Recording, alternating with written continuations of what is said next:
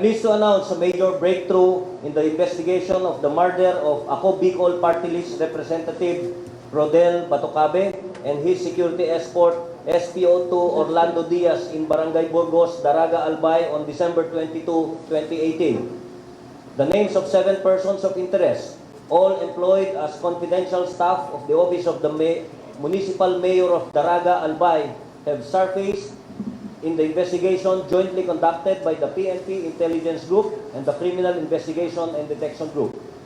Among the 7, Christopher Cabrera Naval, alias Tuping, identified as a trusted security aide of Daraga Mayor Carlwin Baldo, was forced to surrender to the PNP IG last December 30, 2018 due to the relentless police operations jointly conducted by combined elements of PRO5 SIPG Batocabe, CIDG, and PNP IG.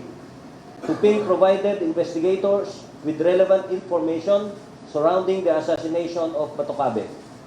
Accordingly, the plan to assassinate Batocabe was hatched sometime in August 2018 when Batocabe announced in public his bid for the mayoral post of Daraga.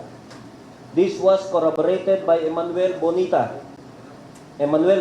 Judavar, who was involved in the initial planning but allegedly backed out during the actual assassination. Judavar earlier came forward and gave his knowledge to the police about the killing of Congressman Batocabe. Later, according to Tuping, Mayor Baldo allegedly offered 5 million for the hit job on Batocabe sometime in September 2018 and paid an initial amount of 250,000 pesos to Tuping and his group for the purchase of guns and motorcycles. Tuping's team is composed mostly of former military, paramilitary personnel, and NPA rebels who are presently employed under fictitious names as confidential staff of the Office of the Mayor and each receiving a monthly compensation of 7,000 pesos. Tuping himself was a discharged Army serviceman who once served with the Military Intelligence Battalion of the 9th Infantry Division stationed in Bicol Region.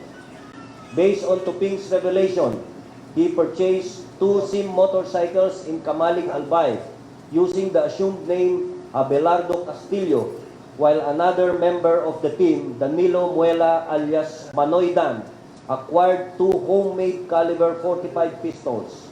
Muela is reportedly a former technical sergeant in the 97th Military Intelligence Company of the 9th Infantry Division.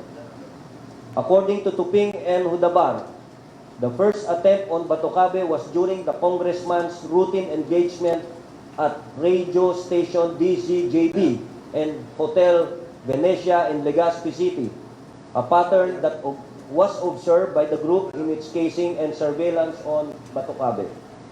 Based on extrajudicial confession of Tuping, revelations made by Judavar, and intelligence research conducted by the IG and CIDG, the other members of Tuping's team and their individual participation in the murder are as follows.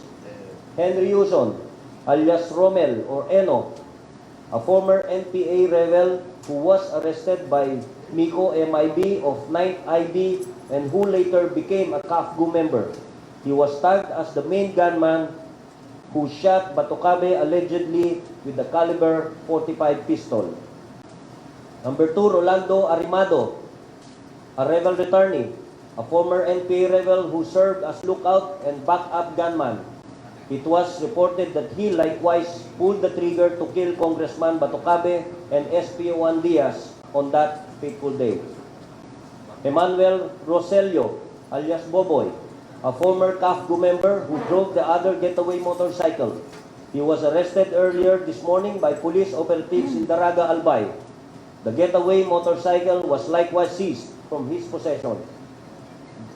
Jaywin Babor, alias G, also an ex-army man who was designated as driver of the getaway motorcycle. From all indications as revealed by the suspects and witnesses and physical evidence gathered by the police, the group that killed Batocabe and Diaz is a private armed group employed by the mayor, that is involved in contract killing as a gun for hire syndicate. Cases of double murder and 6 counts of multiple frustrated murder were filed before the Provincial Prosecutor's Office of Albay against the mastermind Mayor Baldo and 6 others. Immediately effective today, I have ordered the revocation of firearms licenses and PTC-4 of Mayor Baldo and has recommended the removal of his deputation over the local police in Daraga, Albay. This is a victory of the rule of law in this country. This is also a stern warning against those unscrupulous politicians who will resort to violence to gain election position. The long arms of the law will eventually catch on you. Thank you and good afternoon.